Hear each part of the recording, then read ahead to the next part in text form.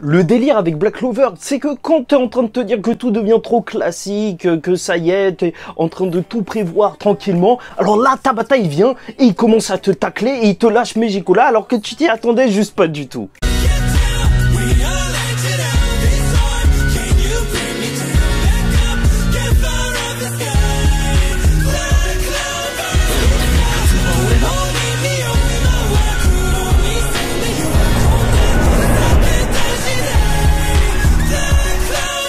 Mesdames et messieurs, ici Chage et on se retrouve aujourd'hui pour la review du chapitre 297 de Black Clover, l'avènement d'un démon qui, voilà, on sait tous, Megicula.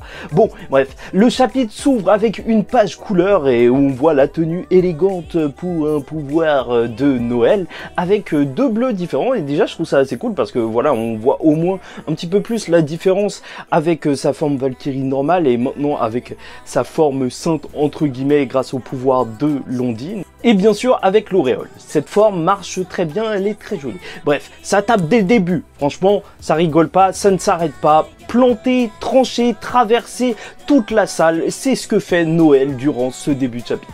Coup de pied et franchement les pages, encore une fois, je les trouve très dynamiques et surtout, je reviens pas dessus parce que la semaine dernière je me suis déjà assez attardé dessus, mais les cases où tu vois le personnage de Noël passer à droite à gauche juste avec des images d'elle qui sont en arrière, c'est juste excellent et tellement dynamique pour montrer le mouvement. Et bon, faut dire que malgré tout ça, étrangement, Vanica, elle ne combat pas tant que ça. En même temps, elle est juste surmenée, mais en plus, elle prend du plaisir. En fait, c'est principalement ça. Plus que de se battre, là, elle est en train de kiffer. Et au moment où Noël, elle est là, elle va la battre avec son épée devant elle, pointée sur elle alors qu'elle est allongée au sol, elle dit « j'ai joui ». Et franchement, c'est chelou, non? Enfin, c'est chelou. En tout cas, elle est clairement tarée. Ça, c'est le truc qu'on aurait pu voir à 3000 km. Mais là, c'est sûr et certain. C'est clairement une psychopathe. Vraiment, elle est malsaine. Et malsaine en mode flippante. Vraiment complètement tarée. Elle aime vraiment cette sensation de combat. Et c'est vraiment un personnage qui n'arrêtait pas de chercher des ennemis puissants. Et c'est pour ça qu'elle demande à Noël si cette sensation-là, ce ne serait pas l'amitié. Et bah pas du tout. Noël, elle voudrait que Noël soit sa rivale, mais non. Noël, elle n'est pas là pour rigoler, elle n'aura pas d'entraînement, elle pourra pas rattraper le niveau de Noël. Là, elle va être punie. Noël, elle va pas la laisser s'échapper et quoi qu'il arrive, elle va la tuer. Là, elle était sur le... Elle allait le faire. Elle allait clairement le faire. Et là, il y a eu une énergie qui s'est manifestée. Une énergie démoniaque, puisque Megicula, qui est caché dans l'œil gauche de Vanica, ou l'œil droit, en fait, ça dépend de... Non, en fait, ça dépend de rien, c'est juste que je me souviens pas, va manifester son énergie et nous expliquer qu'en fait, elle fait des préparatifs depuis longtemps, qui ne sont pas connus de Lucifero ou d'autres démons. Elle joue à son propre jeu depuis le début. Son avènement est là, et son mana est tellement puissant que même l'anti-magie de malédiction de Charlotte ne marche pas du tout. Ses roses sont en train de disparaître et je vous rappelle que là, Noël, elle a battu Vanica aussi grâce au fait que Charlotte était en train de l'affaiblir. Là, Megicula sort et franchement son design, mais je le trouve vraiment top.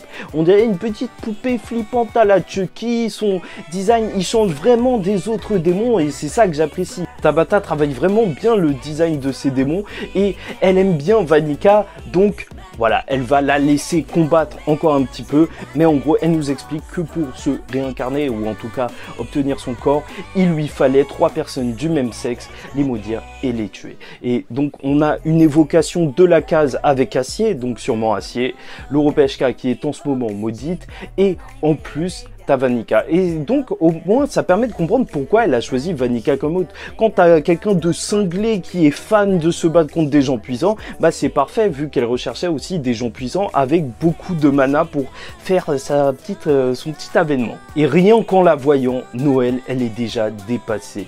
Mais même pas juste elle, puisque c'est aussi l'éveil de l'Europeshka en mode démoniaque. Et purée, quelle classe ces designs. Il claque, mais tellement. L'Europeshka est passé d'une Orihime à une Ulquiorra. Mais comment ça se fait? c'est une dinguerie. Elle compte les laisser se déchaîner en tout cas une dernière fois, mais ce qu'elle veut c'est qu'ils meurent pour qu'elle revienne en vie. C'est pour ça que c'est assez intéressant, je sais vraiment pas comment ça va tourner toute cette histoire là, vu qu'on a plus ou moins l'apparition de Megicula. Je pense vraiment que Nozel c'est le moment pour qu'il arrive pour combattre entre guillemets Megicula, même si je me disais qu'il pourrait la combattre plus tard quand elle arriverait pour de vrai, mais là ça devient trop grave. Et ce qui est assez mystérieux c'est que même Megicula elle a fait son plan en dehors de tout ce qui est en train de se passer avec Qliphos en fait. Ça c'était un plan qu'elle avait depuis longtemps, vu qu'elle a utilisé sa malédiction sur Acier, enfin sûrement qu'elle a utilisé pour ça de base.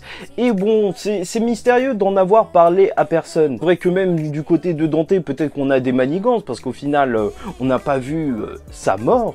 Mais voilà pourquoi elle aurait caché tout ça. Et il y a des gens qui pensent déjà à des théories comme quoi Megicula, elle sert ses propres intérêts et qu'elle voudrait gouverner le monde des humains, carrément en refermant la porte du monde des démons. Ce serait elle qui viendrait sauver tout le monde et en fait, elle resterait comme le vrai démon qui serait à l'intérieur du monde des humains. Et si je vous en parle, c'est que je trouve ça un petit peu fondé quand même, cette théorie. Pourquoi? Parce que tout simplement, Megicula, quand on nous l'a introduit, c'était l'ennemi qui était vraiment l'ennemi de l'arc, en fait. C'était vraiment le premier démon, et le démon auquel on s'attendait comme ennemi principal de cet arc, et peut-être qu'au final, on aurait vraiment ça.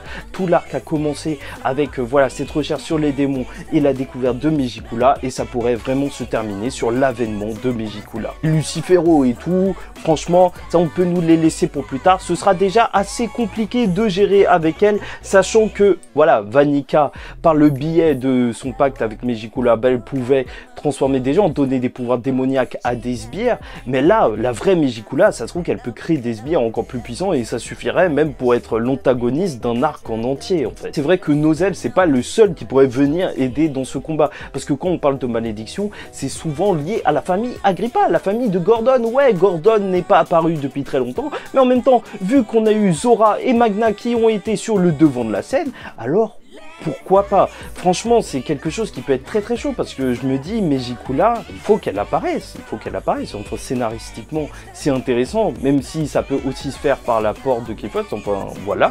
Mais ça voudrait dire peut-être mort de l'Europeshka. Mais ce serait chaud. Là, de toute façon, Gadja, j'ai vraiment envie de le voir se battre, mais purée, Tabata il nous a retourné alors qu'on était, enfin je pense que tout le monde se disait, ok, là Noël elle va battre Vanica, et ensuite tu vas avoir Yuno qui va se battre contre Zenon. Non, là on nous a calmé directement en nous disant que là c'est chaud, c'est vraiment très chaud. Noël en plus il doit pas lui rester beaucoup de temps dans cette forme, donc espérons que Asta n'arrive pas trop vite avec son mode union, parce que sinon ça va être n'importe quoi. Ouais, il est vraiment trop cheaté ce Asta en ce moment. Enfin bref, review un petit peu légère, mais voilà, je voulais vous parler de cette petite théorie et quand même vous partager la hype, parce que c'est une dinguerie ce chapitre. C'était vraiment une dinguerie, mais c'est vrai qu'en ce moment, il passe assez vite les chapitres, parce que quand il y a du combat, certes, les pages sont jolies, mais je vais pas vous détailler en mode, oh regardez, elle a donné un coup de pied et après elle est partie vers la droite et elle est partie vers la gauche et après, non. Là, il y a moins de texte et donc il y a moins de choses à dire, mais quand même, c'était une très grosse révélation. Reste à voir ce que vous en pensez, donc n'hésitez pas à commenter, me donner votre avis sur ce chapitre, sur le plan de Megicula, sur Megicula tout entière et même son design. Likez ou dislikez la vidéo si vous n'avez pas apprécié. N'hésitez pas à rejoindre le Discord en description et vous abonner, parce que chaque semaine, on parle de Black Clover dans la commu et ça fait plaisir. Entre nous, voilà, on soutient Black Clover et à la fin de cet arc, même si pour l'instant il fait pas l'unanimité, je suis sûr qu'on se dira, franchement, heureusement qu'on a suivi ça ensemble et tout, on était des vrais, on est resté là jusqu'au bout. Enfin bref, bon, en attendant la semaine prochaine et le prochain chapitre de Black Clover, je vous dis ciao tout le monde, faites attention à vous et surtout, paix sur vous.